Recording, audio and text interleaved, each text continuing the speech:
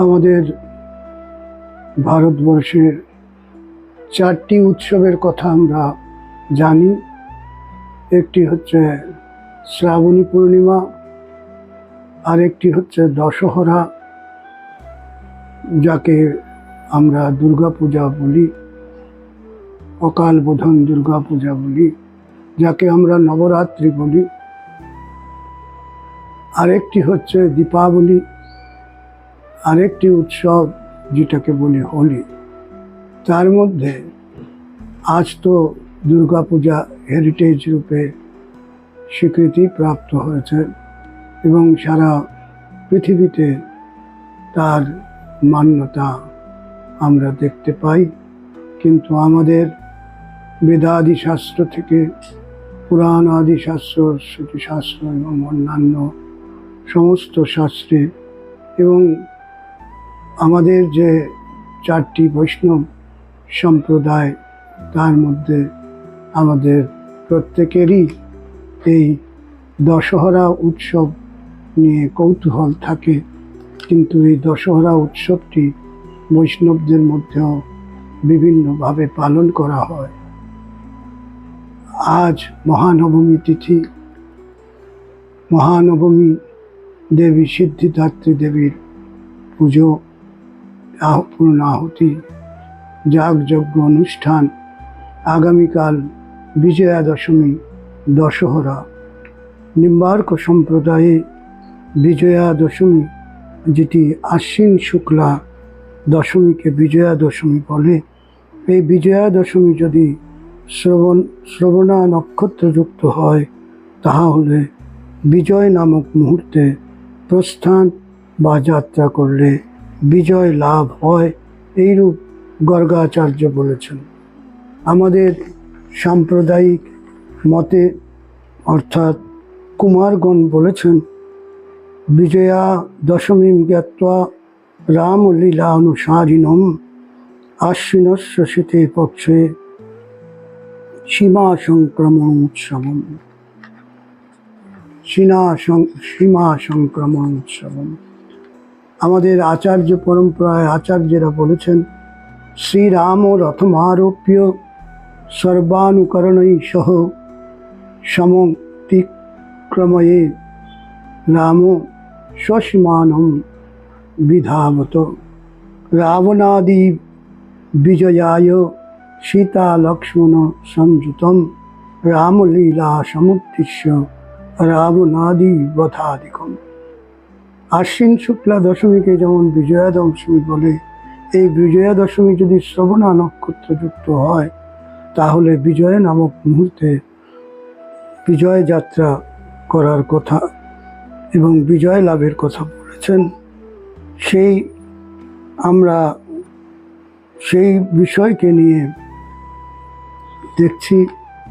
কুমারগণ বলেছেন, শ্রীমদ আচার্যগণ নিম্বার্ক সম্প্রদায় বৈষ্ণবগণের বিজয়া দশমীতে বিশেষ করণীয় এই বলেছেন যে আশ্বিন মাসের শুক্লপক্ষের বিজয়া দশমীতে রামলীলা অনুসারে সীমাতিক্রমণ অর্থাৎ শিব বিবাহ হতে আরম্ভ করে শ্রীরামের রাজ্যাভিষেক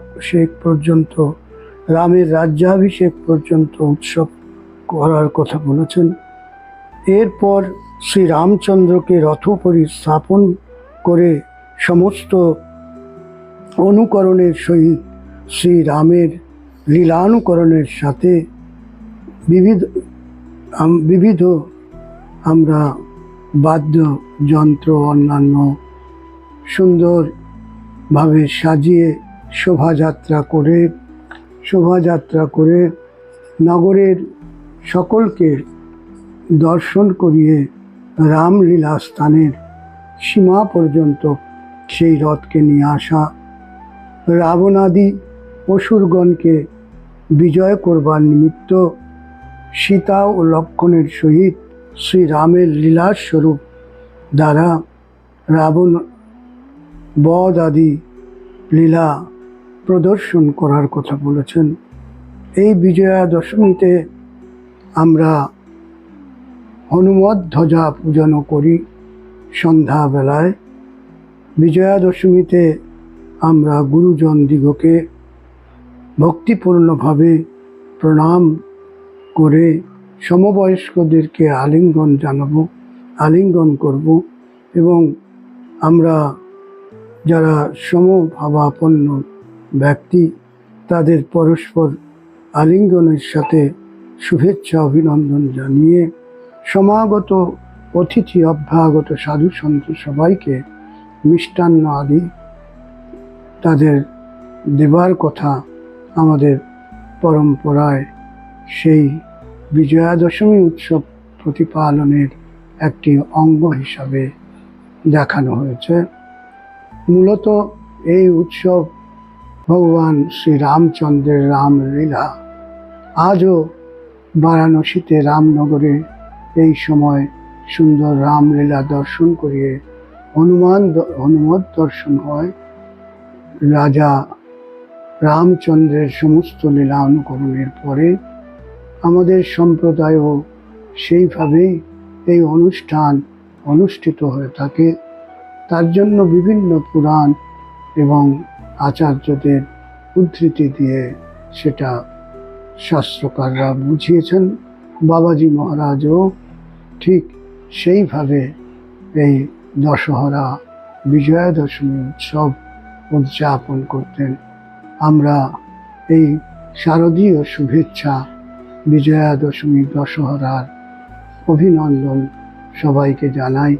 এটি অন্যায়ের বিরুদ্ধে ন্যায়ের জয়, অসত্যের বিরুদ্ধে সত্যের জয় এবং রাক্ষসদের বিরুদ্ধে দেবতাদের জয় সুন্দর করে মানুষের জীবনে চলে আসুক সেই